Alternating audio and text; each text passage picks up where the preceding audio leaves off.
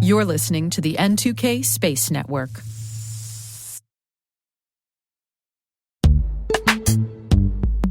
Imagine a world where you're always one step ahead of cyber threats, where your defenses are impenetrable because you see what others don't. Welcome to Team Cymru's Threat Intelligence Solutions. With real-time access to the world's largest threat intelligence data ocean, they enable you to turn the tables on attackers.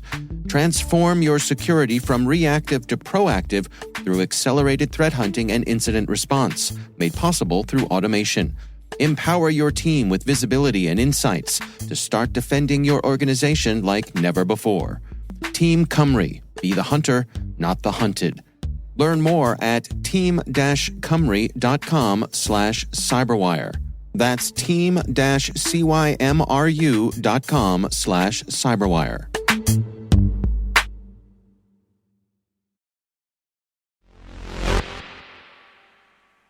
The irony is not lost on us that, as many Christians observe Easter this weekend around the world, a spacecraft on the moon has defied the odds and risen from the dead again. Such perfect timing. We'll get into more details on that in a second, but first, I can see you, Alice, that you're bursting to share a new joke with us.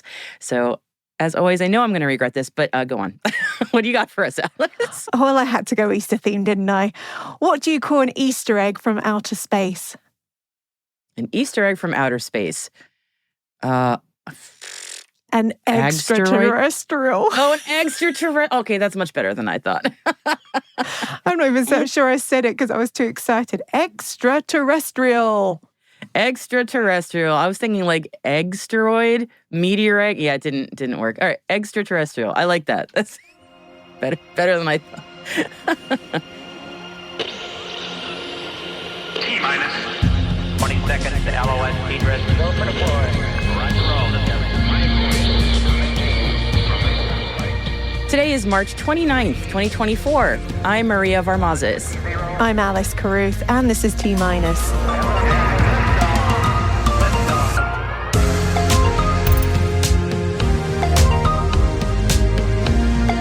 Japan's Slim wakes up after another lunar night. ispace raises $53.5 million in stock sales. Planet reports 15% annual growth. And our guest today is Melissa Quinn, the newly appointed Managing Director of Slingshot Aerospace Limited. She'll be chatting with Maria about heading up Slingshot's international arm, so stay with us for that later in the show.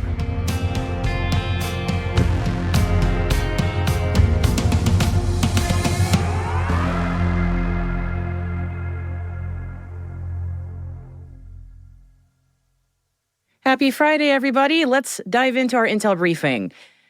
Unexpectedly, JAXA's Smart Lander for Investigating Moon, or SLIM lunar probe, has survived its second lunar night, despite its awkward nosedive landing on the moon with its solar panels being, shall we say, askew.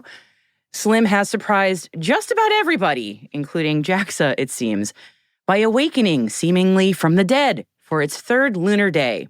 Or perhaps I should say, and said unto them, thus it is written, and thus it behooved Slim to faceplant and to rise from the dead the third lunar day. That's brilliant. Channeling my church girl right there. In case you have doubts, it just so happens that in a post on the social media platform X, JAXA shared a photo that Slim sent of the lunar surface as proof that it had, for real, come back. I'm sure there's a stigmata joke in there, but I just can't put my finger on it. I'm going to get excommunicated. Oh, that was brilliant. I love it. And staying with Japan, commercial lunar landing company ispace has raised 8.1 billion yen, or $53.5 million, in a stock sale to help fund its third spacecraft. The 10.25 million shares of stock were sold to investors outside of Japan. The company's first attempt at a lunar landing ended in failure last year when its Hakuto R lander crashed into the lunar surface. ispace is aiming for a second attempt later this year with its Resilience lander. The spacecraft is currently in the integration and testing phase. A third spacecraft will fly under NASA's Commercial Lunar Payload Services, or CLPS program. ispace is also working on a new lander, Series 3, which they're aiming to launch in either late 2026 or early 2027. The funds raised by the stock sale will not cover the costs of the next two missions. ispace continues to run at a loss, but it says it has sufficient funding for Mission 2, which is scheduled to launch near the end of this year on a Falcon 9. Some annual reports for us to report on now, and we're starting with Earth observation company Planet. The San Francisco-based company filed financial results for the period ending January 31st, 2024, with impressive numbers. Full-year revenue increased 15% year over year to $220.7 million. Planet also used the call with investors to announce a $20 million contract extension to provide hyperspectral data for Carbon Mapper's greenhouse gas monitoring campaign. The multi-year data license agreement with Carbon Mapper will provide hyperspectral core imagery to the nonprofit and its partners until 2030. The contract marks an extension to an existing data license agreement between Planet and Carbon Mapper. Satellite communications company SatixFy released its consolidated financial results for the full-year period, which ended on December 31st, 2023. Total revenue for the year saw a 1% increase, but gross profit fell by 22%. SatixFy says the decrease in gross profit and margin is due to the company's engagement in projects which carried lower gross margins compared to 2022. The company's CEO says that overall, SatixFy made solid progress in 2023. The Pentagon and the Space Force are preparing commercial space strategies that are expected to be released in April to officially recognize the increased role that private space companies play in national defense. John Plum, the Pentagon's Assistant Secretary of Defense for Space Policy, said commercial companies can provide deeper integration into our systems to really make a difference across the board. But there is concern about cyber threats. Plum also said, "How cyber hard is your constellation is a concern I have, because what we need is not a thing that just works in peacetime, which is nice. What the department needs are things that also work in war."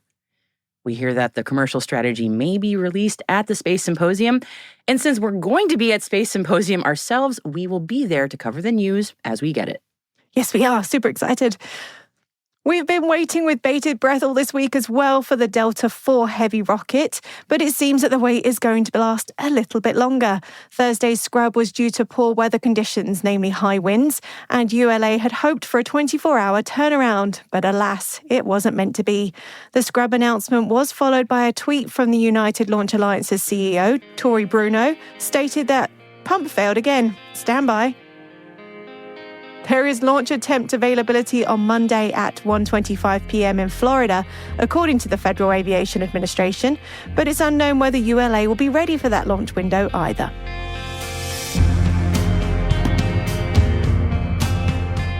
And that concludes our briefing for this Good Friday. You'll find links to further reading on all the stories we've mentioned in our show notes. We've also added a NASA blog on the latest science research that's going on in the International Space Station. You'll find those links and more on our website, space.n2k.com, and click on this episode title. Hey T-Minus crew, tune in tomorrow for T-Minus Deep Space, our show for extended interviews, special editions, and deep dives with some of the most influential professionals in the space industry. Tomorrow we have Maria's full chat with Melissa Quinn talking about Slingshot Aerospace's international expansion. Check it out while you're putting out the Easter eggs ahead of the hunt this weekend.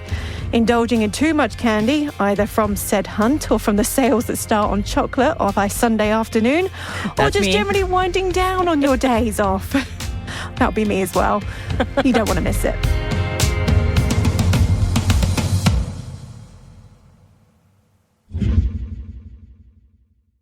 Tonight we're focusing in on Zoom with Galaxy AI on the new Samsung Galaxy S24 Ultra. Ah, a baby tiger. Check out his claws as he prepares to pounce on that frog.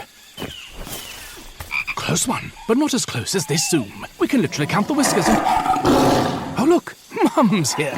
Good thing I'm nowhere nearby. Go wild with Galaxy AI on the new S24 Ultra and zoom in on the epic, day or night. Get yours now at Samsung.com. Our chat today is a cut down of my discussion with Melissa Quinn, the newly appointed managing director of Slingshot Aerospace Limited. We will have the chat in full on tomorrow's Deep Space. For today's chat, I started by asking Mel to give us the pitch of what they do at Slingshot. So basically, we are a data and analytics company for space. And we have multiple sources of incredibly rich data, from contextual data. So that's Sarah data as a product, which is, every single launch back to Sputnik, what the mission is, how long the lifespan's left, pattern of life movement, all of that, the kind of what's it doing up there, how long does it have left. And then we've got our own sensors, our own optical sensors all around the world. So we're pulling all the data that those optical sensors are obviously seeing. We have environmental data from in orbit. And then we have this incredible technology with our AI. And so we're pooling and fusing all that data together.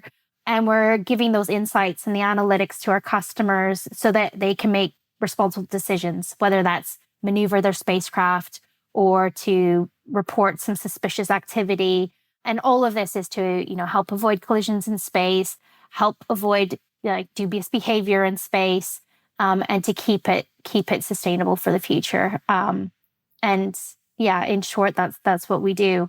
We provide those kind of insights, and you hear the saying like data is king or queen. I like to say data is queen, actually. Data reigns. Data reigns. But it really is, what you do then, how you action that data, that's going to really fundamentally, be the future of how we use space. And we want to make sure that people have the right information to make those decisions. I would imagine that differentiator truly is making that data meaningful, because throwing data at a customer is not a winning solution, but making it meaningful to them and contextualizing it is really the name of the game. Yeah. Yeah. And I mean, a lot of these companies, they get the TRLs come through. So they get the conjunction notifications that come, and they're getting like hundreds and thousands of them a day. How do you decipher which one to pay attention to? And how do you decide, everybody's risk threshold is going to be slightly different as well. So for us is kind of creating that bespoke set of data that is actually valuable to the customer to then go and make those decisions in a timely manner, and take that kind of constant guesswork out of it of trying to decide what's going to happen. So we're really that intermediary between the huge sets of data and the customer. Yeah, that's fantastic. Yeah, the fire hose of data effect is real. So yeah, that is a very important role there. So part of why we're chatting today is now Slingshot has moved or it's expanding its presence in the UK. That's a really interesting move. Can you tell me more about why? Yeah, well, they bought and acquired Sarah Data as a UK founded company in 2022. And because of its incredible data set, really, but also because, we have these awesome analysts that are over here working really hard. We have a really good reputation in the UK. And so when I was brought on, it was start to look at, okay, are we going to continue just running it as Sarah Data, or do we think that this should be the first home to Slingshot International? And I'm going to be biased. Of course, I am. I know the industry in the UK so well. It's a really amazing community. And I also know that space situational awareness, space domain awareness is a really growing area in the UK. And the government's really excited about it. The King is even, supporting it through the Astra Carta. And so for me, it was kind of an easy one. I was when they came to me and they're like, if you're going to head up international, is UK going to be that first site? And I was like, yeah, definitely. And so we announced it a couple of weeks ago, and now that's it. It will be the home to our international portfolio. So for me, it's using this literally as our launch pad out to the world to see, what other countries will be interested in what we have to offer for them. So yeah, we're building quickly. We're going to be recruiting fast over the next few months, and really, it's a valuable location for us. It's not just a sales office. This is going to be the home to the right activity. And I'm really excited. That's great. Yeah, I love hearing about the space ecosystem in the UK, how much it is already so established and growing. you have such a great perspective on this, given the amazing roles you've had already. I'd love to know your thoughts on sort of how you see Slingshot fitting in with the current UK ecosystem and sort of how, what you've seen, I suppose. Yeah, I mean, it's a big player, the UK, in some really, in some areas. Small satellite manufacturing, I think, is the second largest manufacturer in the world of small satellites. And obviously they're trying to get the launch side going. And communications, obviously, is another big part of the UK, and exploration. And I was with the Axiom team last week, and that's just incredibly excited with the astronaut and human spaceflight program.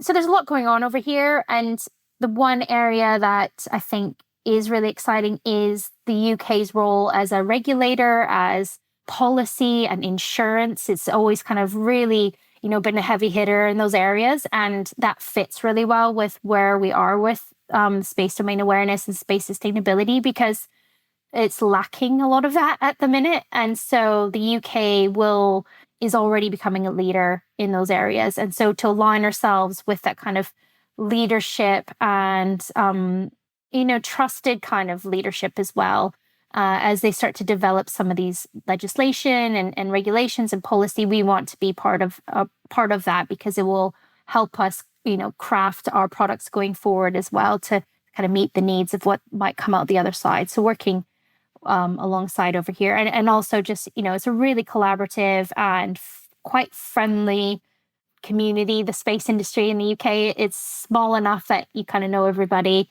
Good and bad thing, I guess. Good and bad.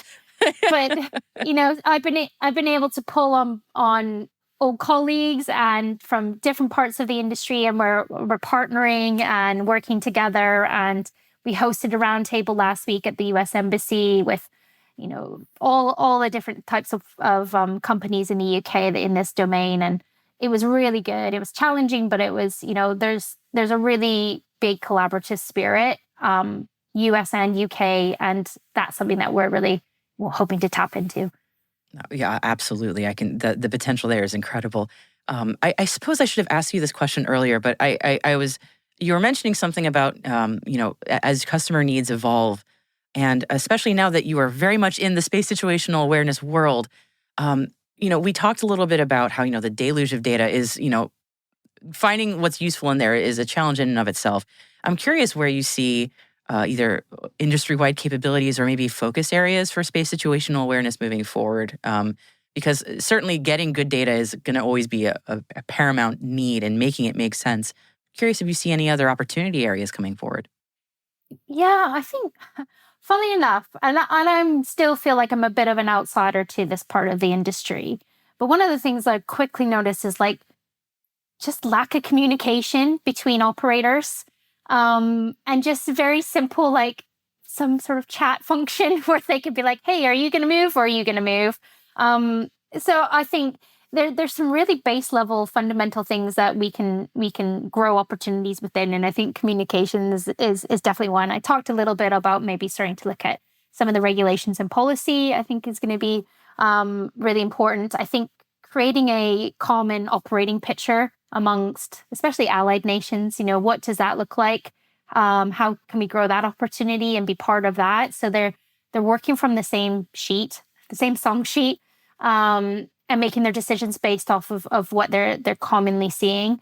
So I think that's going to be really interesting. I think there's another great opportunity around the commercial side of this. So I mean, a lot of it still is in the government and military domain, but as commercial players become more and more interested and technologies evolve, I think on orbit sensors and being in space, looking back down and seeing debris from a different angle, I think is going to be really exciting, and we'll be looking to partner with people that do that. So there's a few different areas that so far I've seen.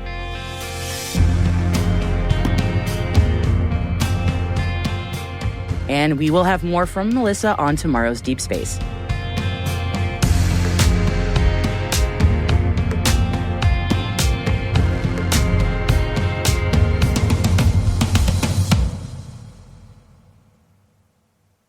We'll be right back.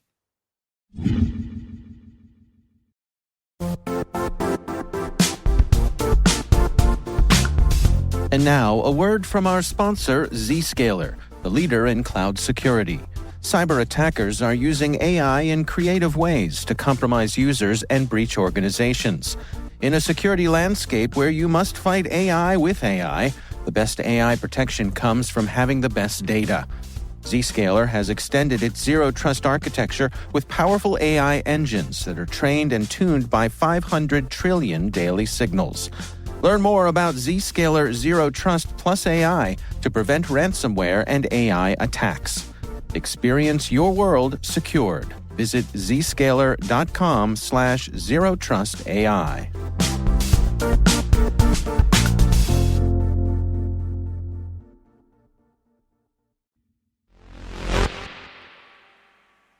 Welcome back. If you are celebrating Easter this weekend, you may have bunnies on the brain. So here's a bit of cultural trivia for you about our beautiful moon and rabbits. Before we humans knew or understood what the moon was, we made up all kinds of stories about what the shadows on the moon's surface were. The face of the man in the moon was one I often heard, but personally never saw. Maybe that's just me. What about you, Alice? Did you ever see the man in the moon? No, can't say I've ever seen it. Yeah, so it's not just me. Great. In many East Asian cultures, their crater shadows don't make a face, but a rabbit. In Chinese mythology, the rabbit is the jade rabbit named Yutu, the companion of the moon goddess Chang'e, and Yutu is making the elixir of life in a mortar for Chang'e. And Yutu and Chang'e are undoubtedly names familiar to you if you've been paying attention to Chinese missions to the moon. The Korean and Japanese variants on the folktale of the rabbit in the moon are that the jade rabbit is making rice cake or mochi.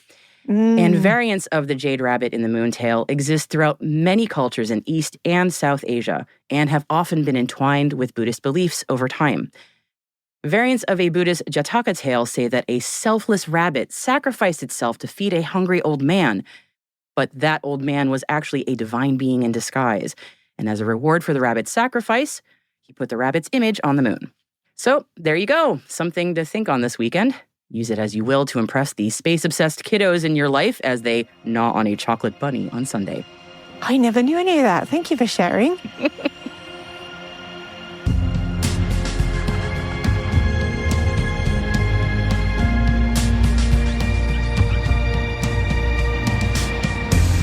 Well, that's it for T-Minus for March the 29th, 2024. For additional resources from today's report, check out our show notes at space.n2k.com. We'd love to know what you think of this podcast. You can email us at space@n2k.com or submit the survey in the show notes. Your feedback ensures we deliver the information that keeps you a step ahead in the rapidly changing space industry. We're privileged that N2K and podcasts like T-Minus are part of the daily routine of many of the most influential leaders and operators in the public and private sector, from the Fortune 500 to many of the world's preeminent intelligence and law enforcement agencies. N2K Strategic Workforce Intelligence optimizes the value of your biggest investment, your people. We make you smarter about your team while making your team smarter. Learn more at n2k.com. This episode was produced by Alice Carruth, mixing by Elliot Peltzman and Trey Hester, with original music and sound design by Elliot Peltzman. Our associate producer is Liz Stokes. Our executive producer is Jen Iben. Our VP is Brandon Karpf. And I'm Maria Varmazis. Thanks for listening. Have a great weekend. Eat that chocolate.